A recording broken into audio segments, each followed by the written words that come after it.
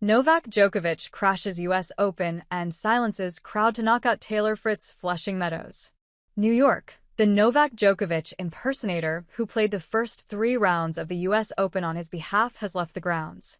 The real one has returned, to do what he has done for the better part of 2 decades, wreck anyone standing in the way of his journey into the final weekend of yet another major. With a close-to-dominant 6-3, 7-5, 3-6, 6-4 win over last year's finalist Taylor Fritz, Djokovic sent a message to the young guns still left in the draw, including the 2 players who have monopolized the Grand Slam titles he once collected like stamps. He is alive, he is kicking, and he is not about to go quietly in his pursuit of a 25th Grand Slam singles title. Waiting for him in the last 4 is Carlos Alcaraz, the 22-year-old wunderkind, who deposed Djokovic as the king of Wimbledon in 2023. If he can somehow survive that, there's a good chance he will face Jannik Sinner, Alcaraz's arch-nemesis, at the top of tennis. The hard part starts now. But last week, Djokovic was wandering around Arthur Ashe Stadium looking like he wanted to be anywhere else, miserable about his level of play and gasping for air as he tried to find his wind after 6 weeks without any competition. Tuesday night, he mostly looked like the tennis wrecking machine of old against one of his favorite pigeons. He is now 11-0 against Fritz, twisting the world number 4 around the court and at times making Fritz look like the world number 40. The ball flew off his strings like a slingshot. He slid and stretched and switched directions like he had springs in his shoes. He cranked aces when he needed them and landed second serves on the backs and outsides of the lines. Down a set, Fritz had 2 chances to take a lead early in the second. But each time, Djokovic turned back the clock, finally escaping from trouble with a forehand that shot across the court as if on a wire at the end of a high-octane exchange from the baseline. As soon as it broke the sideline, he stared up at the crowd and waved his hand to make sure it showed appreciation. When the crowd sent back a roar, he took an exaggerated bow. The party was on. Fritz would get another chance 2 games later, but another big serve and an overhead winner snuffed it out. Djokovic has long been relentlessly efficient in the biggest matches on the biggest stages, and through the first set and a half, Fritz earned 9 break points against Djokovic's serve, but converted none.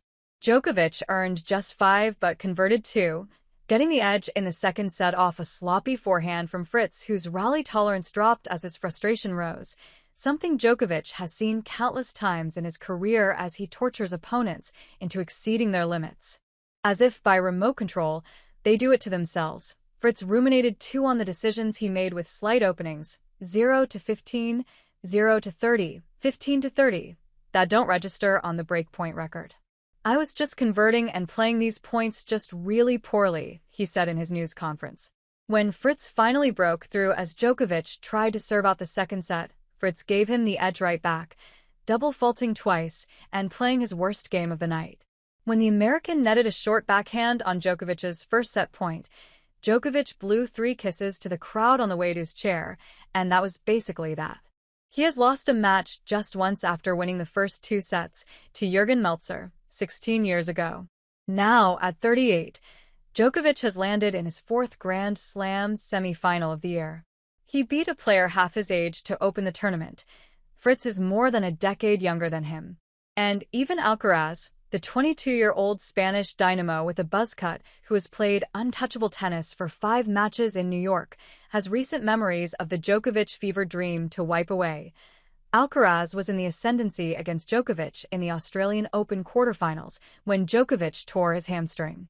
Instead of finishing Djokovic off, Alcaraz overthought the situation as Djokovic simplified it, playing the brand of spot serving, first-strike tennis that he has adopted in his later years, and beat Alcaraz when the match was his to take. Djokovic also beat him in an epic Olympic final last July in Paris, shattering Alcaraz's spirits for months. But to do it, he had to play better tennis than he has played at any time the past 2 years, since he won this tournament in 2023. He also had to hit 2 of the best forehands of his life. The final score? 7-6, 7-6.